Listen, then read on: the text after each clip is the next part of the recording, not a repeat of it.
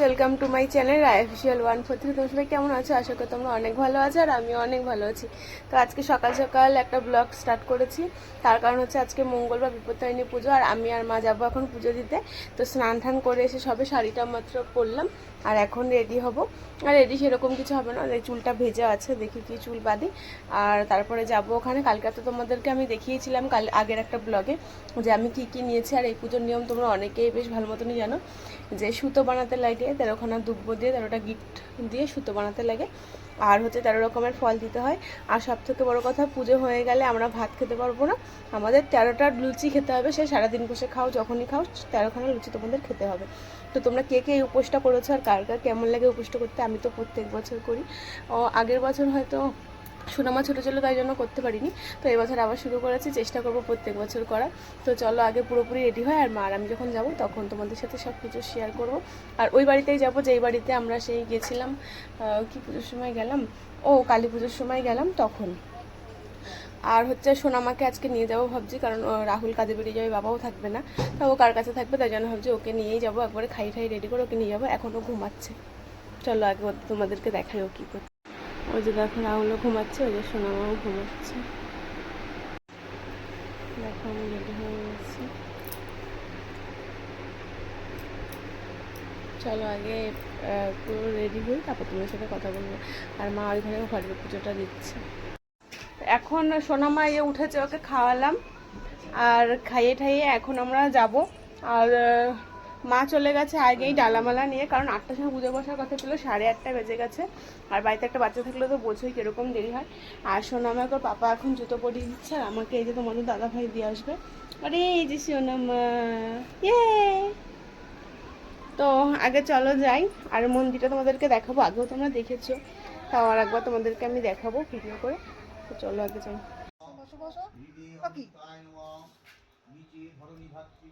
তো দেখো, তোমাদের সাথে কথা বলতে বলতে আমি কিন্তু মন্দিরে চলে এসেছি, আর এখানে এসে কিন্তু ডালামালাগুলো আমি সাজিয়ে নিলাম, কারণ আমার আলাদা করে সাজাতে হবে আর মারও আলাদা করে সাজাতে হবে, সেগুলো সাজিয়ে নিলাম।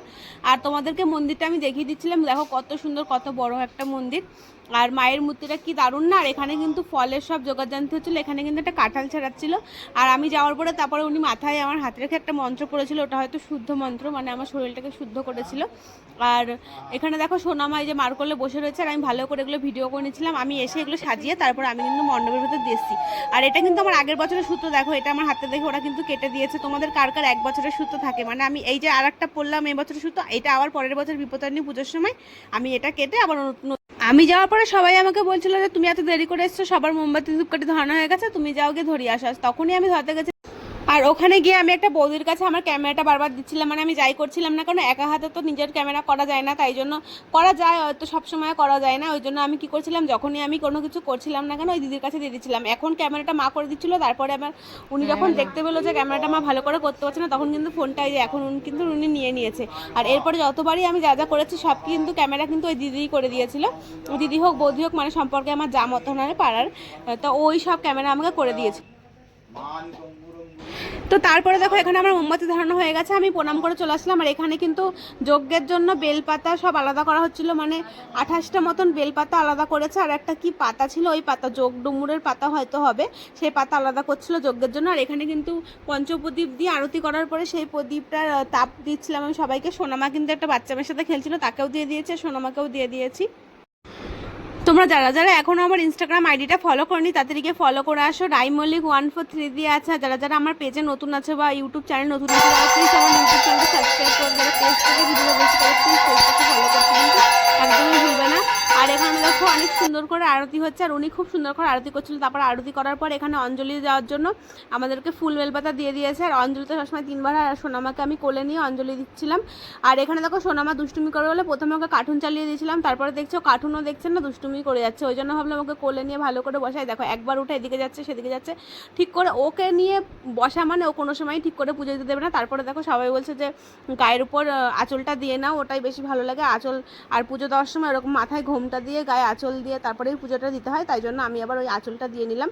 আর এখানে দেখো আমাদের অঞ্জলি দেওয়ার পরে তারপরে প্রণাম মন্ত্র করতে বলছে। আর সোনামা এখানে আমাকে হাত জোর করতেই দিচ্ছে না, মানে ও আমার হাত থেকে খুলেই দেবে, মানে আমাকে হাত জোর করে বসতেই দিচ্ছিল না। আমার এত জ্বালাতন করছিল, সবাই ওর কান্নাকাটির জন্য সবাই বলছিল বাচ্চাটাকে সামলাও, এত দুষ্টুমি করছে ও।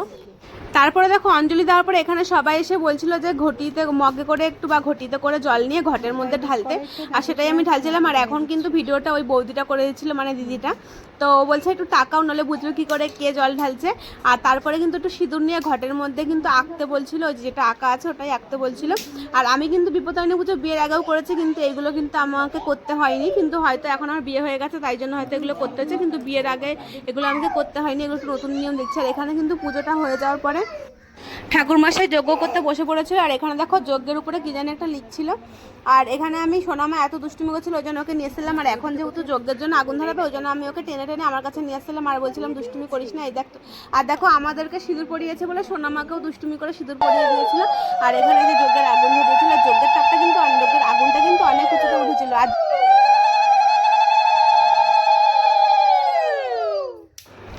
আর এখানে যজ্ঞ হচ্ছিল আর আমি বসে বসে যজ্ঞটাকে ভালো করে ভিডিও করছিলাম। অত বড় ভিডিওটা তো ক্লিপটা তো তোমাদেরকে আর শেয়ার করলাম না, যার জন্য ছোট্ট করে শেয়ার করে দিলাম। আর এখানে দেখো যজ্ঞ হওয়ার পরে বলছিল সবাইকে একটা করে বেলপাতা ঘিয়ের মধ্যে চুবিয়ে তারপরে আগুনের মধ্যে দিতে, আর সেটাই আমিও করতেছিলাম।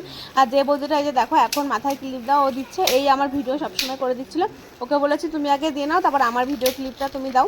আর এখানে দেখো এই যে বলছিল নিজের মনস্কামনা বলে তারপরে এই যজ্ঞে এই বেলপাতা আহুতিটা দিতে বলছিল, আর আমি সেটাই দিচ্ছিলাম। আর আমি ভয় পাচ্ছিলাম যে তাপটা লাগে কিনা। আর এখানে আমি কেন বলো তো হাসছি, সবাই বলছিল যজ্ঞ হচ্ছে তাই মাথায় ঘোমটা দিয়ে বসে, ওই জন্য আমি হাসছিলাম এখানে। আর এখানে দেখো যজ্ঞ হয়ে যাওয়ার পরে যজ্ঞটাকে ঠান্ডা করার জন্য এখানে দুধ আর গঙ্গা জল একসাথে মিশিয়ে সেটাকে ঢালছিল।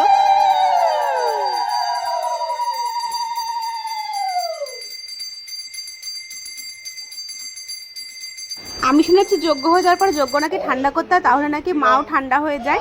আর এখানে দেখো যজ্ঞ হয়ে যাওয়ার পরে তারপরে কিন্তু আমাদের সবাইকে শান্তির জল দিয়ে দিচ্ছিল। আর আমরা কিন্তু বসেছিলাম। আর শান্তির জল কিন্তু পায়ে লাগানো যায় না, আমি শুনেছি শান্তির জল পায়ে লাগলে কিন্তু পাপ হয়, মানে তুমি উপোস করো যাই করো পুজো করো তোমার কোনো কাজই দেবে না শান্তির জল যদি একবার পায়ে লেগে যায়।